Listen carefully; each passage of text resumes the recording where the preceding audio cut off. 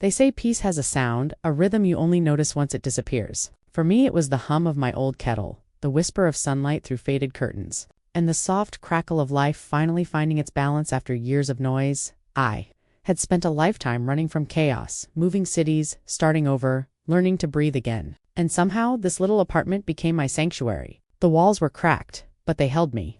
They listened. They understood the kind of silence that doesn't ache, it heals.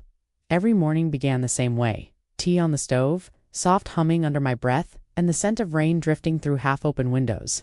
Outside, a radio played an old song from the 80s, something about second chances. I smiled that day, thinking, maybe I had finally earned mine.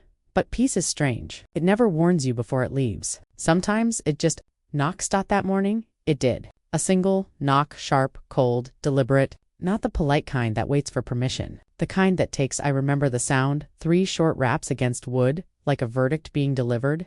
The kettle hissed behind me, but I couldn't move. Something in me knew that door wasn't opening to a visitor. It was opening to an ending, and when I turned the knob, my heart beat louder than reason. There he was. My landlord. Pressed shirt, tight jaw, paper in hand, no greeting, no remorse. Just a notice and an expiration date on my piece. He called it new management. But I'd soon learn it wasn't business. It was betrayal dressed in policy. And what he didn't know that morning was that his own signature would one day sign his regret. Nothing personal. Those 2 words slid down my spine like ice water. It's strange how something said so casually can shatter something you've spent years building. I took the paper from his hand. It wasn't even signed. No date, no header. No trace of legality, just cold ink and arrogance. It wasn't a notice. It was a message that said, "You don't matter." He had already turned away, his shoes clicking against the old floorboards. Each step echoed down the hallway, bouncing off the peeling paint like a countdown. I asked quietly, "Is this even official?" He didn't turn around. He just chuckled. "You can check with whoever you like. Just make sure you're gone before Friday." Then, silence. The kind that seeps into your walls, your breath, your bones. Inside, the kettle had gone quiet. The tea on the counter, cold, untouched. Even the radio outside had stopped, like the city itself was holding its breath.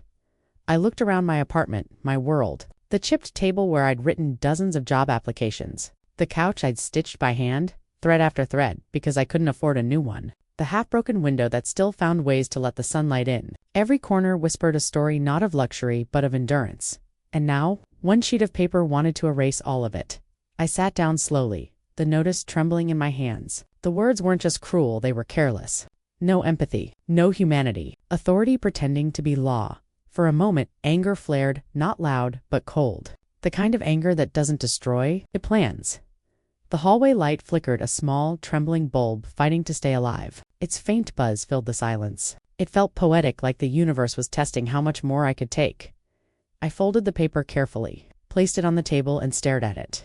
Not with fear, not anymore. My breath was calm, but my heartbeat told another story, one of awakening.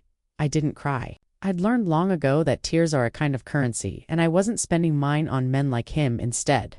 I whispered, 48 hours. Let's see who really leaves first. Outside. Life went on, cars honking, children laughing, sirens fading into distance. But for me, time had stopped. Because somewhere in that silence, something inside me shifted. That was the moment I understood. Peace isn't what you get when the world is kind. It's what you protect when it isn't. That day, he thought he'd thrown me out. But in truth, he had just opened the door. To his own reckoning, the apartment looked smaller that night. Not because the walls had moved, but because my hope had. Cardboard boxes stood half-filled across the floor, like unfinished sentences from a story I suddenly didn't want to finish. Every object seemed to hold a memory hostage. The scent of old paint lingered in the air, mixed with detergent and the faint sweetness of lavender from a candle that had burned out hours ago. My favorite mug sat on the counter, chipped at the rim, stained from too many late-night teas. It wasn't just a cup. It was mornings, conversations with myself, proof that I had survived days no one else saw. I sank to the floor beside my half-packed suitcase, my back pressing against the cool wall. The refrigerator hummed in the background, steady, stubborn, like a heartbeat that refused to stop, even when everything else had. I tried to fold my clothes neatly, but every shirt told a story. The one I wore on my first interview, the one I painted these walls in, the one I cried into the night my old life ended. Each fold felt like a quiet goodbye. One I wasn't ready to say. The eviction notice lay on the table, edges crumpled, words slightly smudged. 48 hours to vacate. I stared at it through tears I didn't even realize had fallen. I wasn't angry. Not yet. Just tired, the kind of tired that lives behind your ribs, where grief hides when you're pretending to be strong. I did everything right, I whispered to no one. And it was true. Rent always on time, walls always clean, candles lit, curtains washed. I kept this place alive, even when I didn't feel alive myself. But kindness, I learned that night, doesn't protect you from greed. The clock struck midnight. The city outside buzzed with life, cars, laughter, sirens, while I sat still, watching the minute hand crawl across a world that had just betrayed me. My stomach was empty. My thoughts weren't out of instinct more than hope. I reached for my laptop. The screen's pale light filled the darkness, reflecting a face I almost didn't recognize. Tired eyes, hollow cheeks, determination hiding behind exhaustion. My fingers hovered over the keyboard before typing the most desperate words. Cheap apartments near downtown. Moving help urgent. Rooms available tonight. Each click felt heavier than the last. Prices too high. Replies too slow. Time too short. Then one headline froze me. Tenants writes, "What to do if you're evicted without notice?" I almost scrolled past. But something in me, something small, stubborn, and still alive made me click. The article was written in plain, cold text. No comfort. No sympathy. Just law. Landlords must provide written notice. Eviction must follow due process. Illegal eviction is punishable by law. Each line hit harder than the last. For the first time that night, my tears stopped mid. My heartbeat slowed, not from calm, but from clarity. I leaned back and stared at the ceiling. The cracks above me looked like lightning, fragile, but powerful enough to split something wide open. And suddenly, I realized I wasn't powerless. Not anymore. I started typing again, but this time, not out of fear, out of purpose. Tenant laws, legal forums, complaint forms, court procedures. Every sentence I read was another piece of armor. Every paragraph was a weapon I didn't know I could wield. The sound of typing replaced the sound of crying. Somewhere around 3 a.m., I noticed the candlelight had burned out completely, but the screen kept glowing. So did I. When the wind brushed against my window, I looked outside. The city was asleep, unaware of the quiet war beginning in this tiny room. I could almost hear my landlord's voice in that silence, smug, certain, victorious. It made me smile. A slow, tired, dangerous smile. He thought he'd cornered me. He didn't realize I had just found the map out. I opened my notebook 1. I used to write grocery lists and started a new page. Evidence, rent receipts, lease copy, notice date, witnesses. Each word steadied my breathing. Each line reminded me control wasn't something he gave me. It was something I had forgotten to claim. By the time the sky began to pale, I still hadn't slept. The boxes remained half-packed, waiting, but they didn't look like defeat anymore. They looked like preparation. I closed my laptop, exhaled slowly, and whispered to the dawn. "You wanted me out, Mr. Lawson, but now, I'm staying, and I'm ready." The first sunlight touched the floorboards, soft and gold, like the world was silently rooting for me. Outside, the city stirred awake footsteps, car doors, distant chatter. Inside, my resolve burned steady and quiet. That night, something fundamental changed. I stopped being the one waiting for rescue and became the one writing my own defense. By dawn, I wasn't leaving anymore. I was preparing for justice. Morning didn't crash in that day, it crept in. Soft light filtered through the curtains, hesitant. Almost like it was asking, "Are you ready for this?" The city outside was already awake, engines humming, lives moving, but for me, time still stood on yesterday. The eviction notice lay on the counter, folded, quiet, but heavy enough to bend the air around it. I brewed my coffee slower than usual. Each sound, the kettle's whistle, the soft clink of the mug, felt amplified, like the universe wanted me to remember this morning. Because this wasn't an ordinary day. This was the day I decided silence wasn't my language anymore. My kitchen counter had turned into a war table.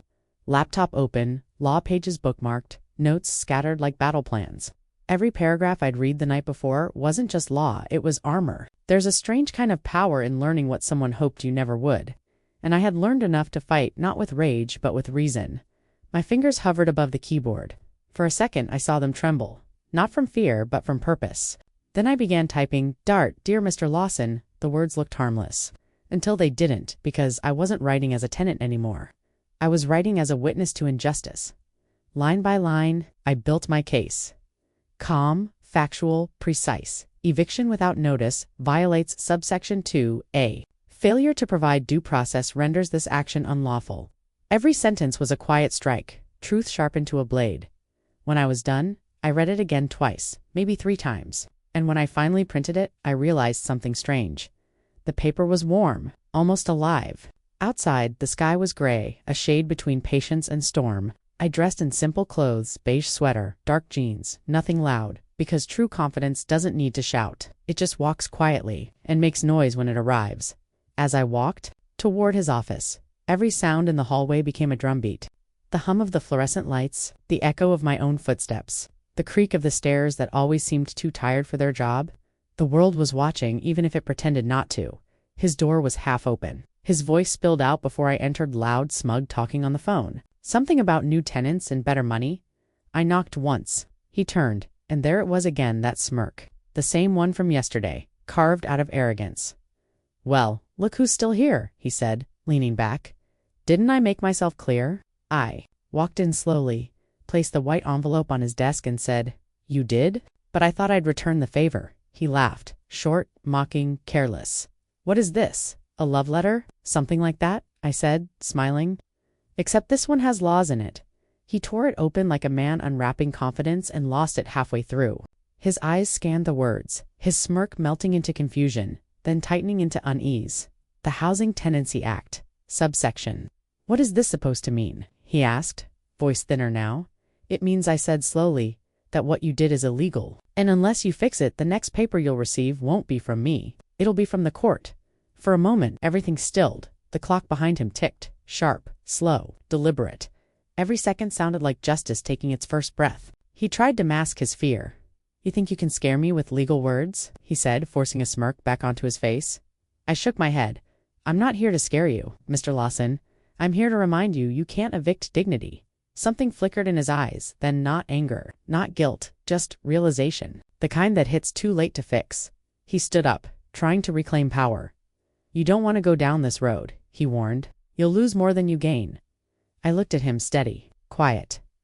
"Then I guess we'll see who runs out of road first." The silence that followed wasn't empty. It was loud, heavy, with everything unspoken. And in that silence, power shifted. He exhaled sharply, tossing the letter back like it burned. "You people think you're lawyers after one Google search," he muttered. I turned to leave. His voice came again, lower this time. "You'll regret this, Dot, without turning back," I said.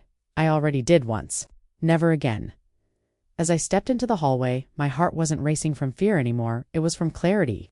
Every beat whispered the same truth. This isn't over. Outside, the city had woken up, fully car horns, street chatter, the life I was fighting to keep. And in the middle of it all, a strange peace settled inside me. Because justice doesn't always wear a robe. Sometimes, it wears a calm smile and waits. That day, he thought he'd scared me into silence, but in reality, he had just handed me the microphone.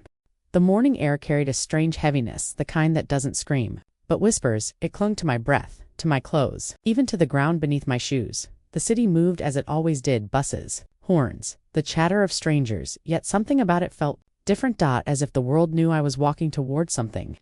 I couldn't turn away from Dot. Every step on the pavement sounded deliberate, almost like punctuation marks in a sentence. I hadn't finished writing because today wasn't about surviving, it was about reclaiming. I wasn't walking toward fate. I was walking toward justice. The lawyer's office was small but dignified, pale beige walls, a single potted plant, and shelves packed with files whose spines whispered stories of other battles fought before mine. There was a faint smell of old paper mixed with coffee, sharp, grounding, real. Dot, behind the receptionist's desk. A clock ticked steadily. Each tick felt like a promise. Order still exists in the world. When my name was called, I stood up straighter than I had in weeks. The lawyer, a woman in her 40s with calm eyes and a posture that spoke of quiet victories, extended her hand. "Tell me everything," she said simply. And so I did. I told her everything, from the knock on the door to the way he smirked while handing me that so-called eviction notice.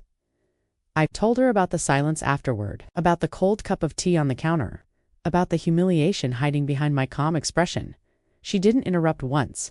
Her eyes stayed on me, not with pity, not even with sympathy, but with precision. The kind that listens not to respond, but to build. When I finished, she leaned back, steepling her fingers thoughtfully.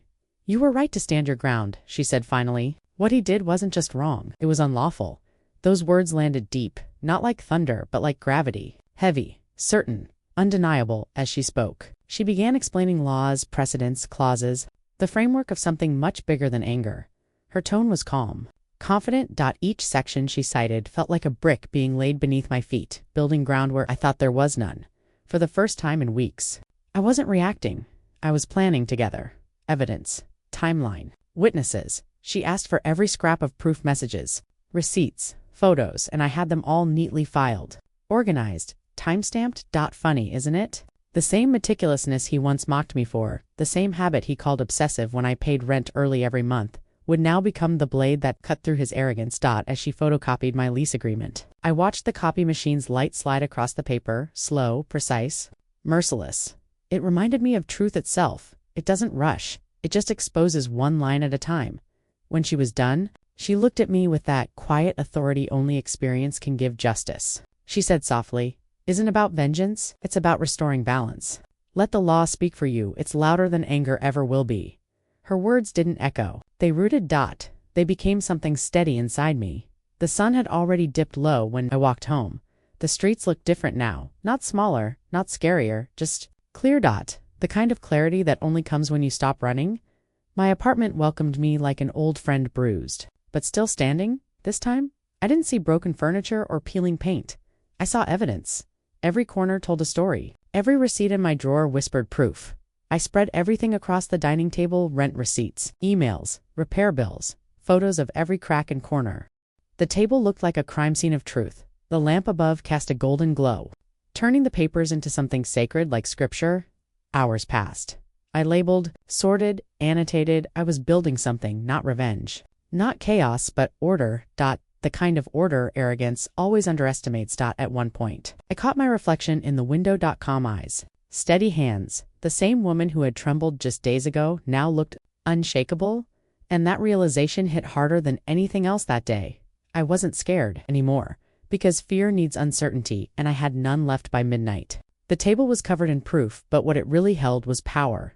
Quiet, disciplined, undeniable power. My phone buzzed. A message from my lawyer: received all your files. Great work. We'll file the petition tomorrow morning. Tomorrow, such a simple word. But that night, it didn't sound like the start of another day. It sounded like the beginning of an ending. I leaned back, letting the silence of the apartment settle around me. It wasn't empty anymore. It was full of purpose, of preparation, of something alive. Silence, I realized, isn't the absence of sound, it's the gathering of strength before truth speaks. I closed the folder carefully, placed it beside my bag, and turned off the lamp. Darkness filled the room.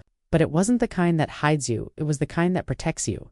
Before heading to bed, I whispered to myself, when truth sharpens its blade, arrogance doesn't stand a chance. And as I lay down, eyes heavy but heart steady, I knew tomorrow the law wouldn't just speak, it would roar.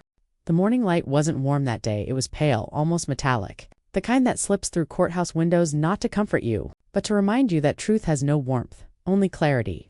I stood outside the building, staring up at the towering marble pillars. They looked ancient, like they'd seen 1,000 stories just like mine, where power tried to silence the honest, and silence finally learned to speak back. People rushed by, lawyers clutching files like shields, clients whispering prayers under their breath. But me? I stood still. Calm, steady. Not because I wasn't scared, but because fear had finally learned its place behind me. My lawyer arrived a few moments later. She didn't speak much. She didn't need to. Her calm was contagious, a quiet strength that filled the spaces between words. We exchanged a small nod, and together we walked up those courthouse steps, one deliberate step at a time. Inside, the courtroom smelled like polished wood and history. Every creak of the benches, every rustle of paper carried weight. The air itself seemed thick with unspoken things. Old lies, half-truths, and the ghosts of arrogance past. When the landlord entered, I almost didn't recognize him. The same man who once smirked as I begged for time, now avoided my eyes like they were a mirror he couldn't bear to face. His expensive suit looked tighter, his tie slightly off-center, and his hand, the same hand that once shoved an unsigned eviction paper into mine, trembled just enough to betray him. He took a seat across the room, beside his lawyer, who whispered instructions he pretended to understand. But I could see it, that flicker of unease behind his polished exterior. Power, once questioned, always looks smaller than the gavel. Struck once, twice, the room froze. Silence didn't just fall, it descended. My lawyer stood first. Her voice was calm, measured, but her words cut clean like scalpels of truth. She didn't shout. She didn't dramatize. She simply laid out the facts. Dates, documents, screenshots, receipts. Every piece of evidence unfolded like chapters of a story too precise to deny. He evicted my client without proper notice that he changed the locks before the legal period expired. He ignored written agreements and refused communication with every statement. I could feel the balance in the room shifting like a scale tipping slowly. Inevitably in my favor, the landlord's lawyer tried to interrupt, raising objections like tiny barricades, but truth doesn't stumble over noise. Each objection was denied one after another until even the judge's patience thinned. Then came the question that cracked everything open. The judge leaned forward. Adjusting his glasses, Mr. Lawson, he said slowly, "Did you issue a formal written notice to the tenant as required by tenancy law?" For a heartbeat, the room didn't breathe. The landlord hesitated just long enough to make his silence louder than any answer could have been. His lips parted, then closed again. And in that single pause, the illusion of power shattered. I didn't smile. I didn't gloat. I just watched. Because sometimes justice doesn't need applause, it just needs witnesses. When it was finally my turn to speak, I stood hand steady, heart calm. "I wasn't looking for revenge," I said softly. "I just wanted fairness. I paid rent on time. I followed every rule. I kept my end of the agreement. All I wanted was the same respect in return." My voice didn't shake. It didn't need to, because truth doesn't need volume, only presence. The judge looked at me, then at him. For a long moment, there was silence, and then the verdict came. The court finds the eviction unlawful. The judge's voice rang out. The defendant is ordered to compensate the plaintiff for damages, cover all legal fees, and issue a written apology within 10 days. You could almost hear the fall of arrogance in that silence. The kind of silence that follows realization, sharp, heavy, absolute. My lawyer placed a gentle hand on my arm. "It's over," her touch said, but I knew it wasn't, because for him, this was just the beginning. Justice doesn't humiliate, it humbles. And right there, I watched pride turn to dust. He looked smaller, somehow shoulders sinking.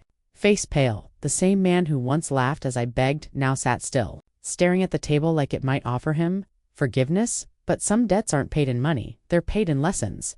As I left the courtroom, I glanced back one last time. Through the glass doors, I saw him frantic, gesturing, trying to argue with his lawyer, but it was over. You can't debate the truth. Once spoken, it echoes.